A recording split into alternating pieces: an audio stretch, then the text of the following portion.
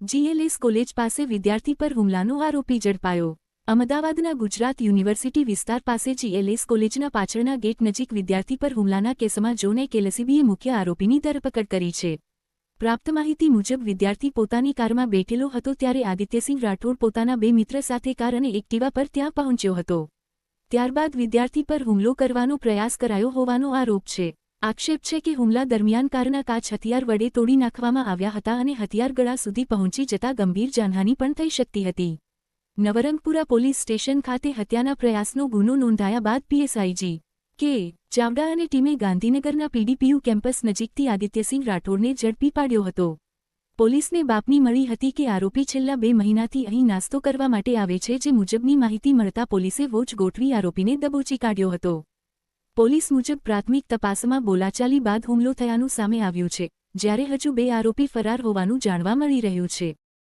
બનાવની તારીખ છે 3 આપણે બીજા મહિનાનો બનાવ છે 9 તારીખે બનાવ બન્યો। અપ્રોક્સ 12:30 થી 1 વાગ્યાની ઉપર છે।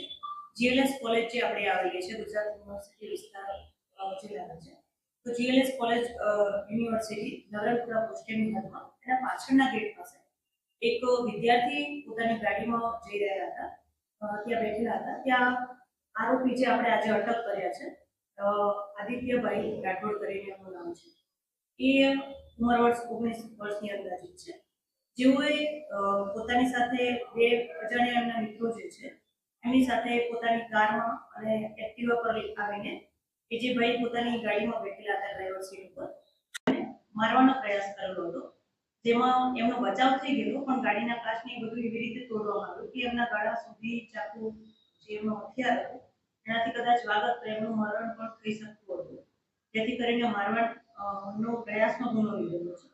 હવે જે આદિત્ય રાઠોડભાઈ કરીને છે એ કાલે અટક કરવામાં આવ્યા છે ઝોન 1 એલસીબી ટીમ દ્વારા, જીકે ચાવડા સર એના પીએસઆઈ છે।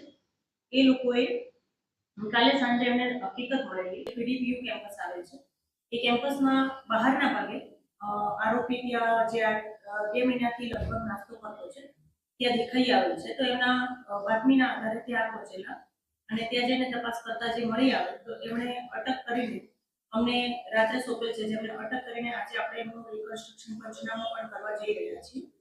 આટલી હકીકત હાલ સુધીમાં છે। આપણે બીજું એ વેપારી છે અને એના મિત્રો સાથે ઉપર બેસવાની એની આદત છે અને બની શકે કે તેને ગુસ્સો જલ્દી આવ્યો હોય કે એવું